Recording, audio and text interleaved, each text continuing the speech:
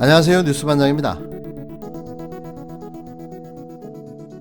한 다음날 저한테 전화가 와갖고 윤상현 의원이 한 얘기가 그 인천 지역구 3일 3층에 식당에다가 저녁 약속을 예약을 해놨다고, 저녁 식사 예약을 해놨다고, 그걸 와서 식사를 좀 같이 하시자고 그러더라고요. 이제 그 자리를 나가니까 이제 그 아까 얘기한 청년국장 조국주 보좌관, 그리고 윤상현 의원, 또 제 조카인 최도만, 저희 이렇게 5명 이제 식사를 했습니다. 그런 과정에서 이제 자기가 그 미추홀 그 을직으로 이제 앞으로 국회의원을 나오는데 조금 어려움이 있을 것이라고, 있겠다고 그렇게 말씀을 하시더라고요. 그러면서 이제 그런 부분에 대해서 이제 좀 자기가 그 출마하는 그런 과정에서 어려운 부분이 있으면 저한테 좀 도와달라고 그렇게 얘기를 하더라고요. 그래서 사선 중진의 무소속 윤상현 의원과 한바왕 유상봉 씨의 이른바 선거공작 의혹이 지난달 언론을 통해 보도되면서 전 국민의 관심이 집중됐습니다. 이번 21대 총선에서 유상봉 씨가 윤상현 의원 측 요청을 받고 경쟁 후보들을 흠집내는 내용의 진정서와 고발장을 일부러 써줬다는 게 이 의혹의 핵심 요지였는데요. 유상봉 씨 부자가 윤상현 의원 측과 긴밀히 소통하면서 다른 경쟁 후보인 민주당 박우섭 후보, 미래통합당 안상수 후보를 각각 겨냥한 진정서와 고발장을 썼다는 게 유상봉 씨가 폭로한 내용이었습니다. 진정서와 고발장에는 유 씨가 과거 두 후보 측에서 각각 돈을 건넨 적이 있다는 내용이 담겼고, 실제 총선 국면에서 유 씨의 이 같은 주장이 인천 지역 언론을 중심으로 보도되면서 의혹은 일파만파 커졌는데요.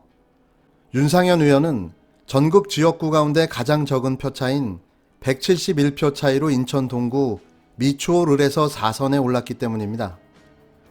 인천지방경찰청 지능범죄수사대는 유상봉 씨, 유 씨의 아들, 윤상현 의원 측 조모보좌관 등 3명을 선거공작에 가담한 혐의, 즉 공직선거법 위반 혐의로 입건했는데요.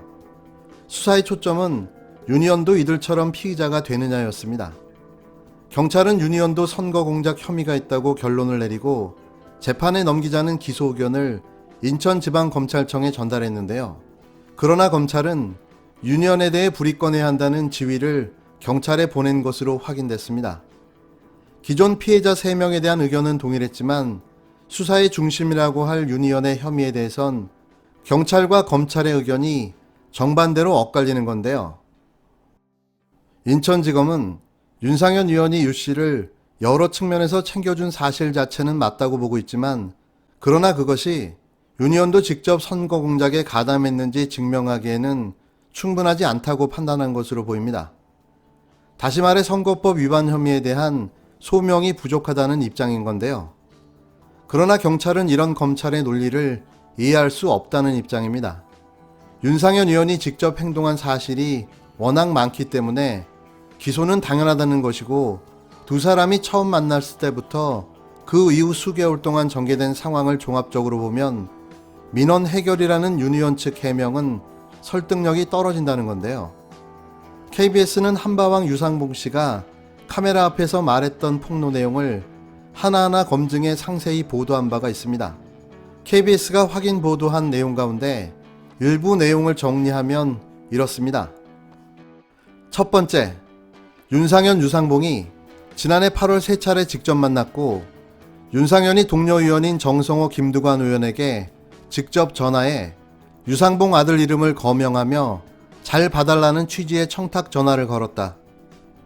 두 번째, 정성호 의원은 유상봉 아들을 경기도 시공사 사장과 만날 수 있도록 연결해줬고, 김두관 의원은 경남 통영시장 측과 만날 수 있도록 주선해줬다.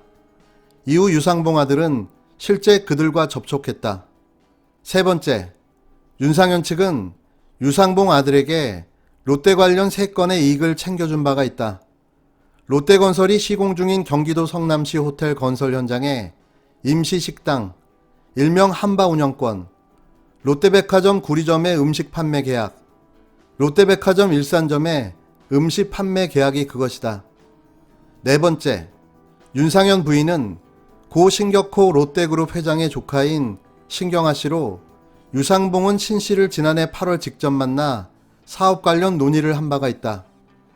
5번째, 윤상현은 법률 자문이 필요한 유상봉을 위해 최동욱 변호사, 전 검찰총장을 소개해 만나게 해줬고 녹내장 진료가 필요했던 유상봉을 위해 서울 아산병원도 직접 연결해줬다. 6번째, KBS는 유상봉 아들과 또 다른 사업가 사이에 오간 40여 개의 통화음성 파일을 입수해 유상봉 부자가 유니언 측과 긴밀히 소통하고 교감하면서 선거 공작에 가담한 흔적을 고발했다. KBS가 확인한 이 같은 사실에 대해 윤상현 의원은 민원 해결 차원이고 선거 공작은 터무니없는 이야기라고 부인하고 있는데요.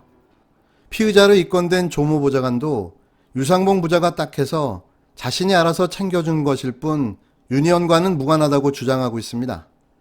그러나 현역 의원이 선거를 채 1년도 남기지 않은 민감한 시점에 어쩌면 악명이 높다고 표현할 수 있는 이른바 한바왕을 수차례 만나 꼼꼼하게 챙겨줬다는 사실을 어떻게 받아들여야 할지 의구심이 큰 것도 사실인데요. 현재로서 경찰은 검찰의 불이권 지휘에 따를 수밖에는 없습니다. 선거법 위반은 공안 사건으로 분류되는데 이 경우 경찰은 수사 단계에서부터 검찰 지휘를 받도록 대통령령에 규정되어 있기 때문인데요.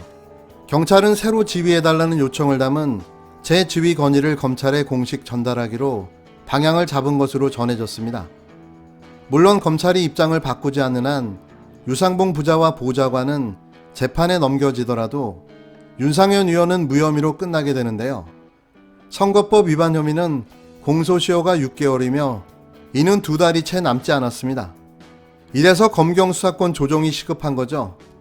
또 이런 부당한 검찰 수사 지휘에 배후를 캐내기 위해서라도 공수처 설치가 요원한 겁니다. 아직도 검찰은 정신을 못 차리고 있는데요. 완벽한 개혁은 어쩌면 해체가 그 답일 수도 있다는 생각을 수없이 많이 하게 됩니다.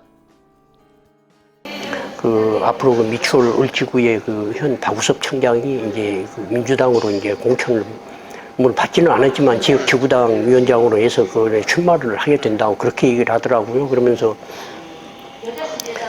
이제 박우섭 청장에 대해서 이제 좀 금품을 제공한 사실이 있으면 거기에 대한 진정서를 써서 좀 주라고 그러더라고요. 그러면서 절대 자기가 사법당국에 이것을 접수하거나 그러지는 않고 박우섭 청장을 만나서 이것을 보여주면서 왜 하필이면 갑지기도 있는데 이게 미추홀 갑지기도 있는데 하필이면 을지구로 나오려고 그러느냐, 을지구로 나온 것을 포기를 시키겠다고 그렇게 얘기를 하시더라고요. 네.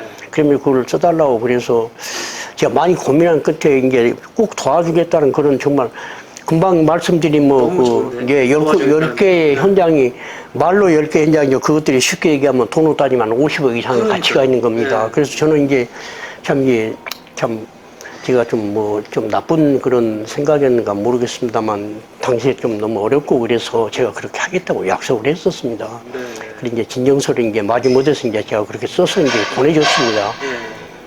보내주고 나서 한 10여일 정도 후에 저한테 또 연락이 와서 진정서를 그렇게 써주지 말고 2014년, 13년과 14년에도 돈을 준 내역에 대해서 이것을 진정서를 다시 하나를 써달라고 그러더라고요. 그래서 제가 그랬어요.